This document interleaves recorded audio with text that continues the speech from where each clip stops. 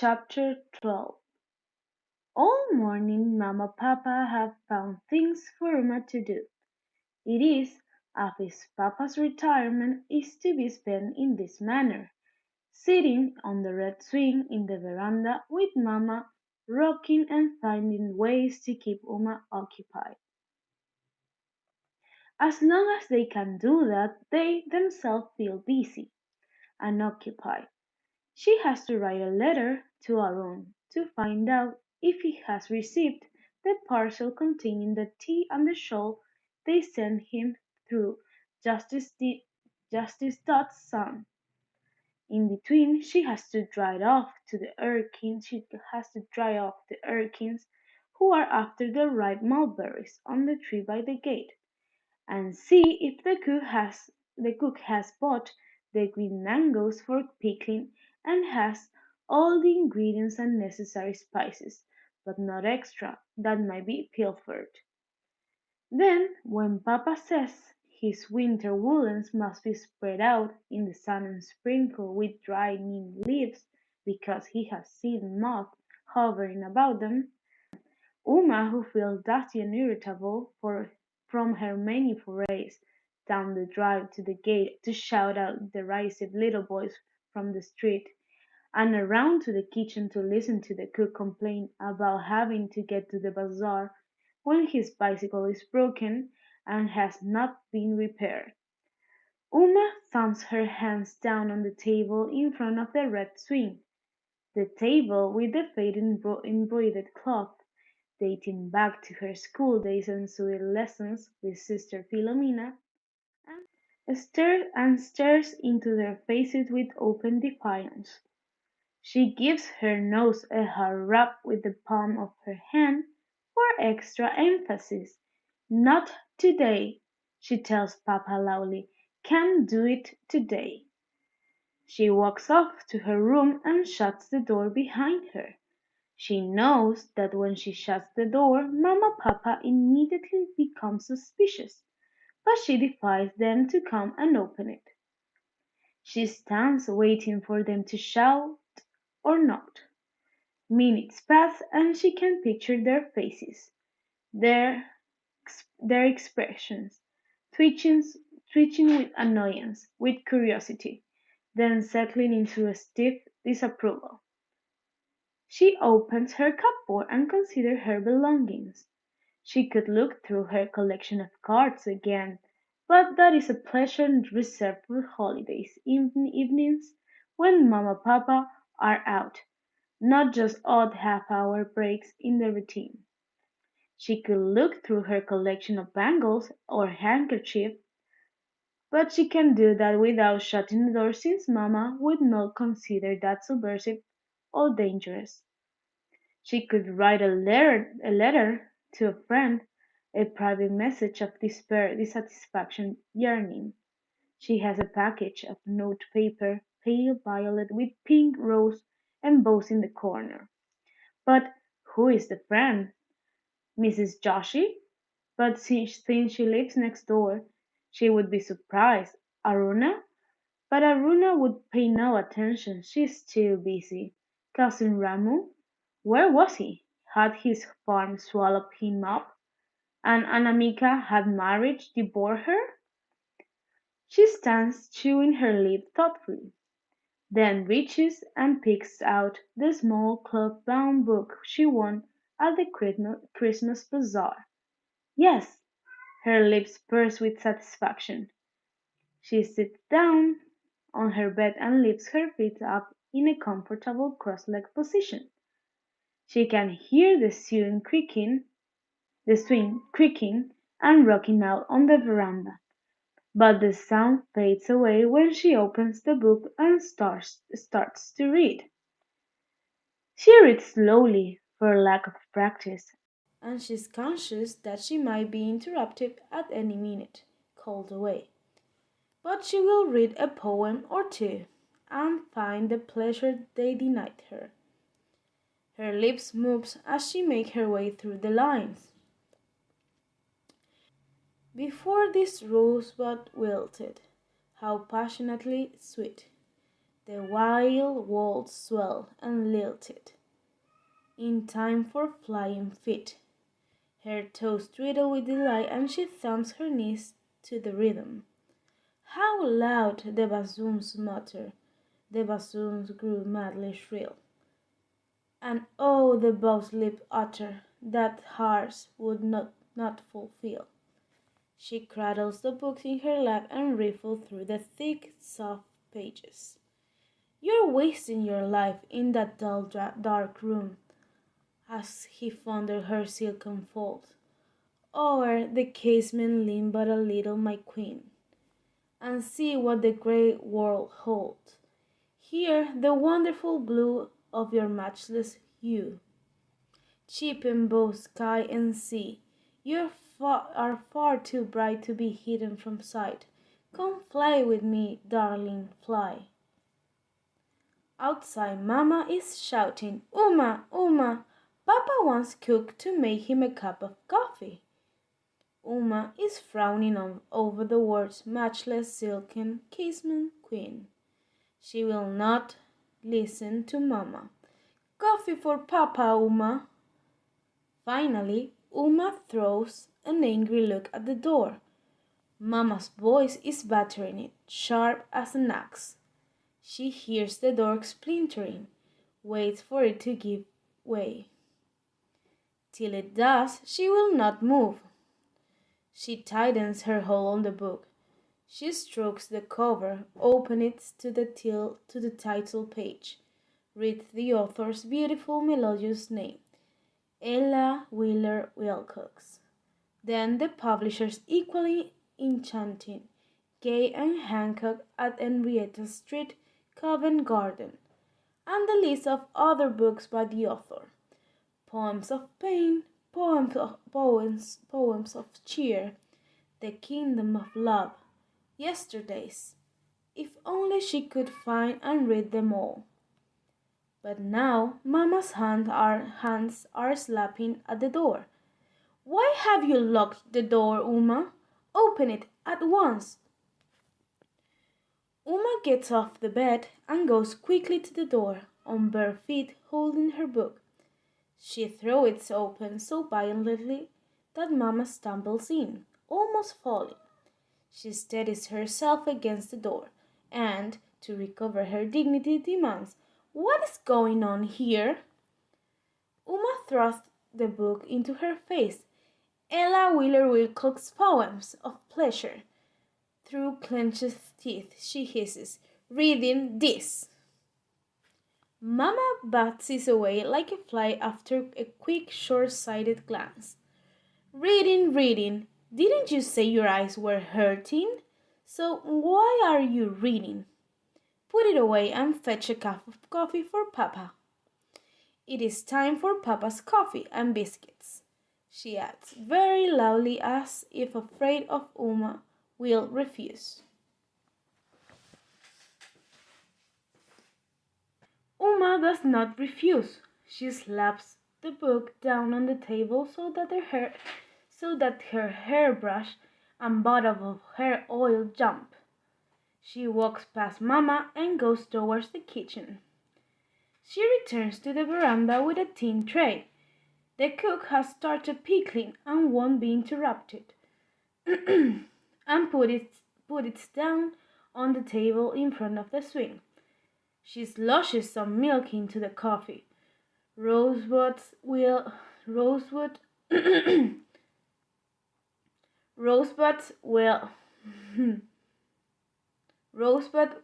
waltz passionately. She screams at them silently. She tosses in sugar. Madly bows fulfill. Her silence roars at them. She clatters a spoon around the cup, spilling some into the saucer, and thrusts it at Papa. Here! Her eyes flash through her spectacles. This is what I know, and you don't. He takes the cup from her, too startled to protest. In later years, Miramasi's visit became more and more infrequent. When she came, she looked gaunt, ill, and her grey hair streamed open down her back, giving her a dishevelled appearance that was a little frightening.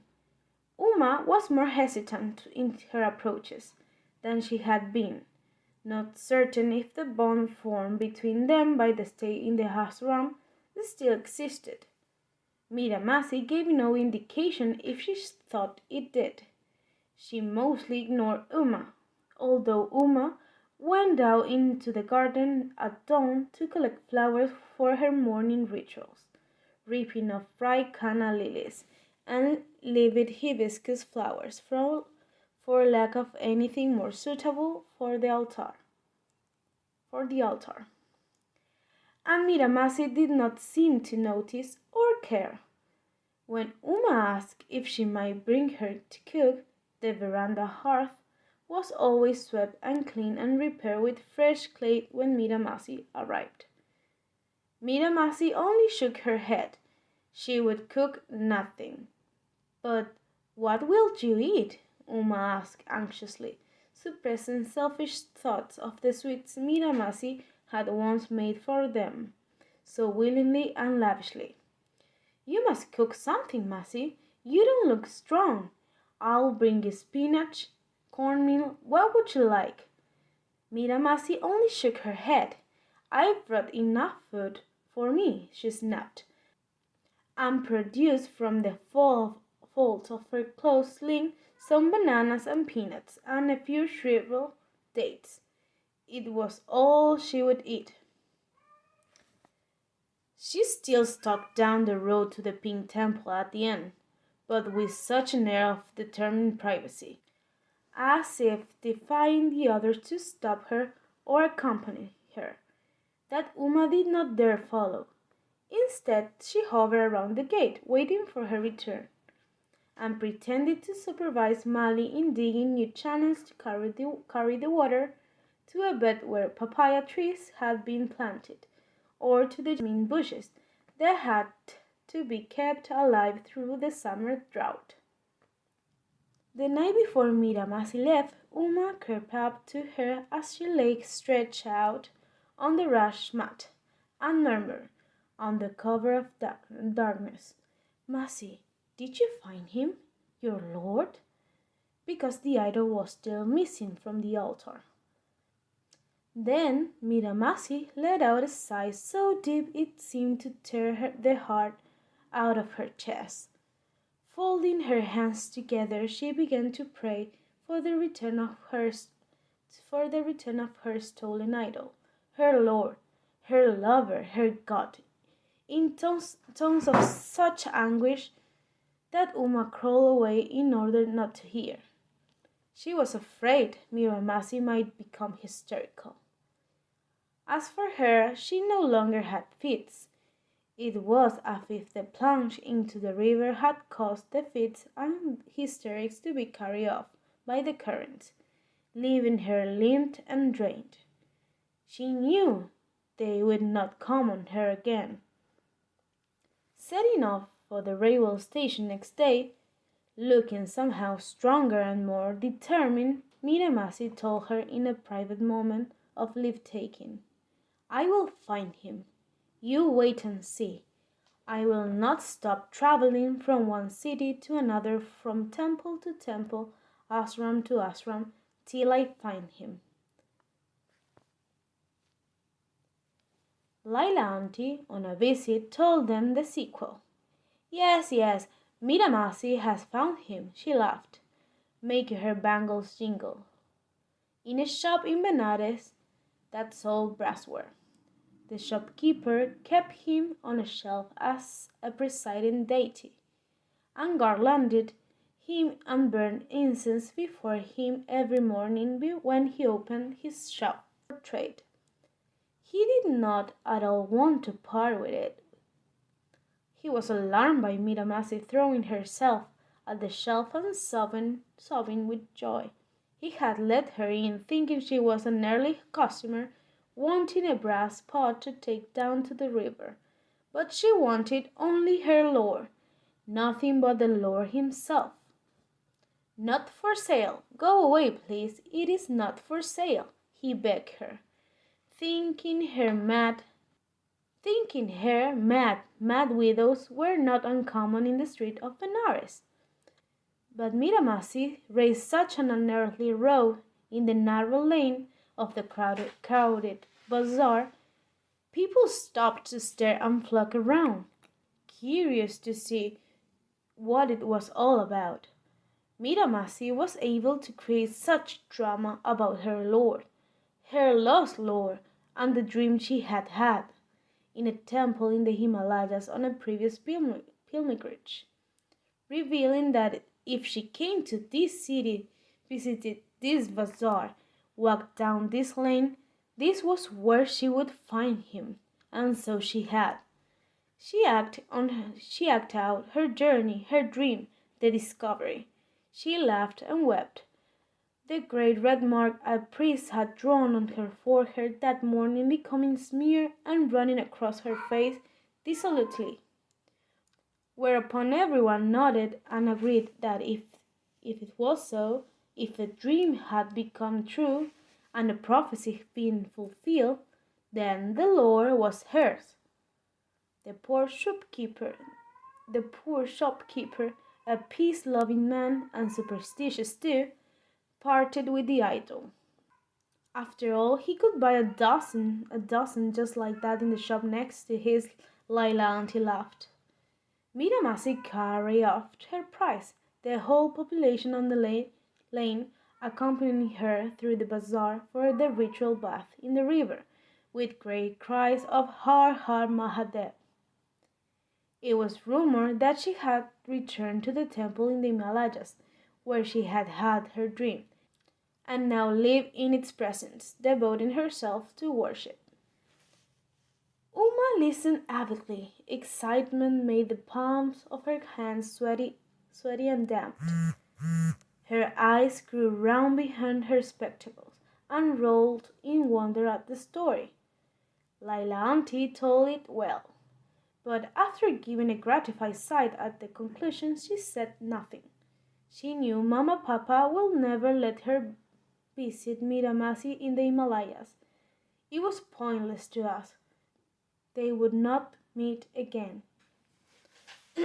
Only at night, the idea that there was someone who had won what she desired would come winging through the dark, rustling her away, sweeping across her, and making her sit up so she could see its shadowy passage and watch it fade into the paleness of daybreak. The sound of its beating wings overtaken by the cacophony of the mina birds in the sun-drenched trees outside. Mamma screwed up her eyes and got to her feet. Staring into the morning glare, she finally said in warning voice, "There is Dr. Dad coming." "Dr. Dad!" cried Uma, instantly bundling away the mending she had been given to do and preparing to enjoy the visit. "Umph!" Papa grunted irritably, although he was doing nothing at all that she might interrupt. He did not say anything. Dr. Dodd's father had been the Chief Justice at one time. It was a distinguished family, and if the daughter was still unmarried at 50 and a working woman as well, it was an aberration he had to tolerate. In fact, Papa was quite capable of putting on a progressive westernized front when called upon to do so, in public, in society, not within his family, of course. And now he showed his liberal, educated ways by rising to his feet when Dr. Dot dismounted from her bicycle, unhitched the tuck she had made in her sari to keep it out of the bicycle chain's teeth, and came up the step with her quick, no-nonsense walk. Uma was sent to make lemonade for Dr. Dodd.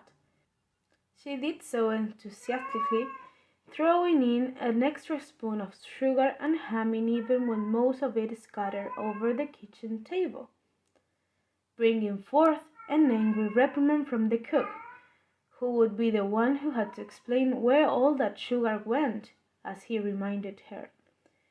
Uma laughed at him and went out with the lemonade slopping over the tray because pleasure made her steps uneven. She had last seen Dr. Dad at the Christmas bazaar when she had bought a package bazaar when she had bought a package of cards at Uma's stall. And this new batch of nurses is already installed in the new dormitory, 22 of them, and the institute has only just realized that it did not only employ a matron or a housekeeper to run it for them. Dr. Dad was telling Mama Papa who sat side Dr. Dad was telling Mama Papa who sat side by side on the swing and listened with identical expressions masking their lack of interest. Why was she telling them about the nurses' dormitory, the medical institute, the arrangements made or not made there? Such talk was neither about their family nor their circle of friends. How could it interest them? Dr. Dr. Dutt nodded at Uma as she saw her come out with a tray of lemonade. And so I thought of Uma, Dr. Dutt wound up. Uma nearly dropped the tray and steadied it only after half the lemonade had sloshed out onto it. Mamma sat up in agitation. Tch! Look what you have done. What will Dr. Dutt think of you? Go and get another glass. No, no, no, Dr. Dutt cried, and took the half-filled and dripping glass. I came to see Uma and talk to Uma, and I can stay long. The beginning of term is a very busy time for us, you see, so we really need Uma to come and help us. Help? Uma gulped, awkwardly sitting down beside Dr. Dutt, who put her hand on her arm. Dr. Dutt's hold was firm. Help? Didn't you hear? Didn't you hear what Dr. Dutt was saying? Papa asked irritably. No, said Uma, and Dr. Dutt again rattled through the sequence of events that had left the medical institute with a new dormitory and new nurses and no one to take care of them while they were in training. So, you see, I thought of you, Uma, a young woman with no employment, who has been running the house for her parents for so long. I feel sure you would be right for the job. Job? Gulped Uma, never having aspired so high in her life, and found the idea as novel as that of being launched into space. Papa looked incredulous and Mamma outraged. Dr. Dutt still clasped Uma's arm. Don't look so frightened, she urged. I know how well you look after your parents. I know how much you help Mrs. O. Henry with her work. I am confident you can do it. But Uma was not confident. I have no degree, she faltered, or training. This kind of work does not require training, Uma, Dr. Dutt assured her. Or degrees. Just leave that to me. I will deal with it if the authorities ask. You will agree, sir?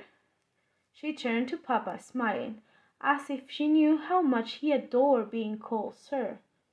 But Papa did not appear to have noticed the honor this time. He was locking his face up into a frown of great degree. The frown was filled with everything he thought of working women, of women who dare presume to step into the world he occupied. Uma knew that, and cringed. Papa, she said pleadingly. It was Mamma who spoke, however, as usual for Papa, very clearly and decisively.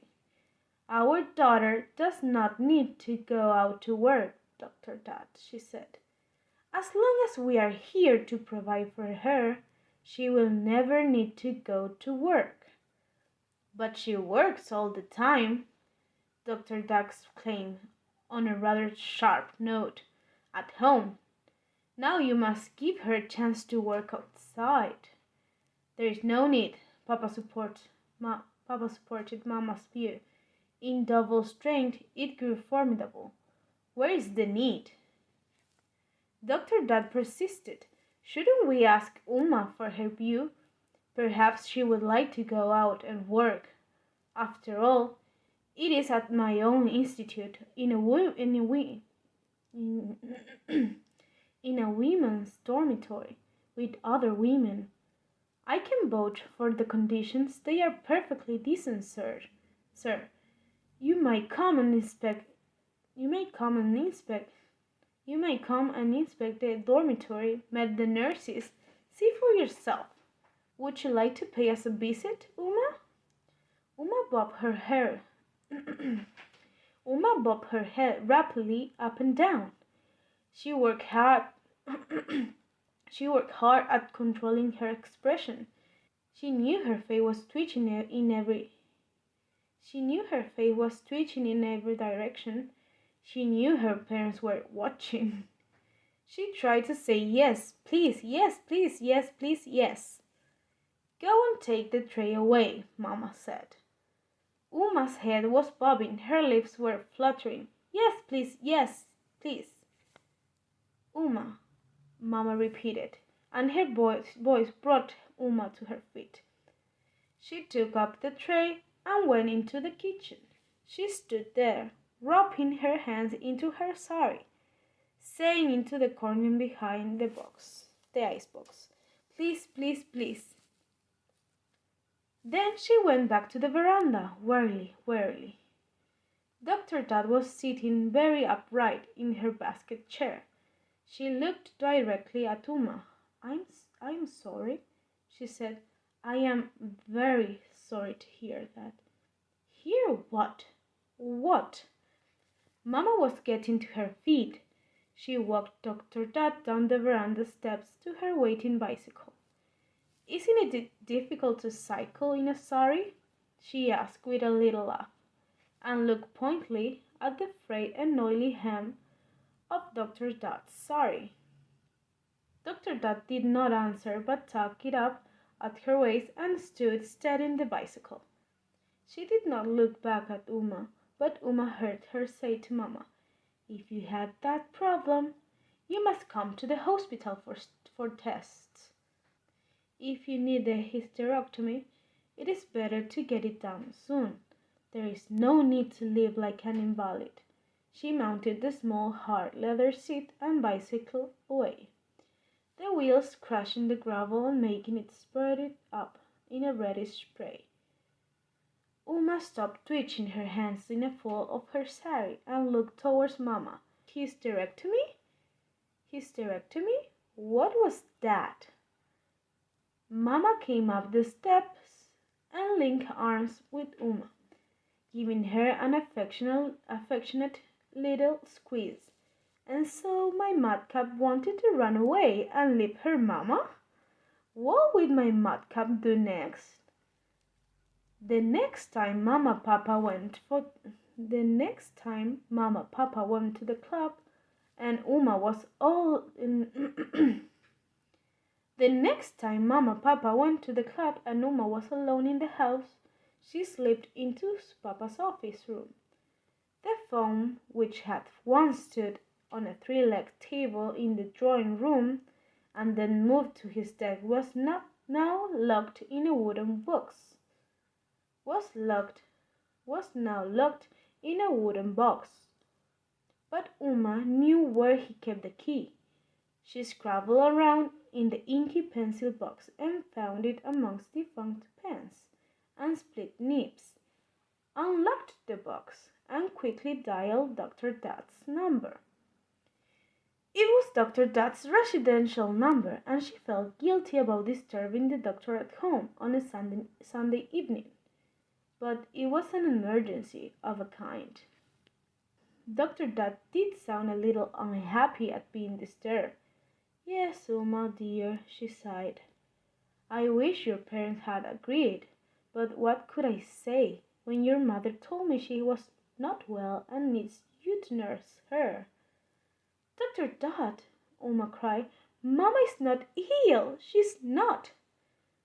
There was a minute silence. Was Dr. Dodd thinking over the situation? Or was she brushing one of her pet dogs? Or drinking from a cup of tea? What did, what did Dr. Dodd do in the luxury of her solitude? Uma stood on one leg and wished passionately that she knew. Finally, Dr. Dodd's voice emerged, guarded. I don't know about that yet. We'll find out when she comes for her tests. She won't, Dr. Dodd, she won't. I know it. Mama's all right. I know she is. You can ask Papa. Your mother may not like that, Uma. Uma clenched her teeth so as not to let out a wail of anger and protest that welled up in her mouth like blood when a tooth is drawn.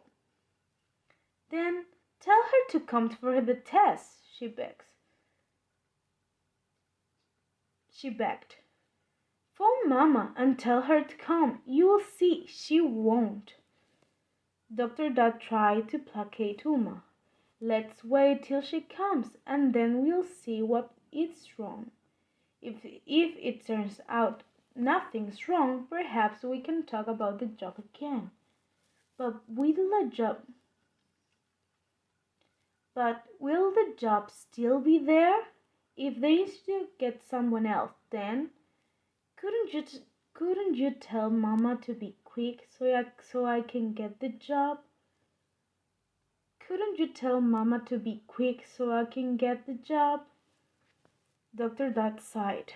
All right. Call her to the phone and I will speak to her. She's out now, Uma had to admit. Oh. Dr. Dodd seemed to put something down heavily. Or perhaps there was someone else in the room who did. I will telephone her later, she promised and rang off. She did next day, but Mama did not tell Uma what was said between them, and Uma could not ask. Uma was in disgrace. She had forgotten to lock up the telephone in its box, and Papa had returned from the club to find the evidence of her crime staring at him from his office desk. Cost money, he kept shouting long after. Never earned anything in her life. Made me spend and spend on her dowry, on her wedding. Oh yes, spend till I'm ruined, till I'm pauper.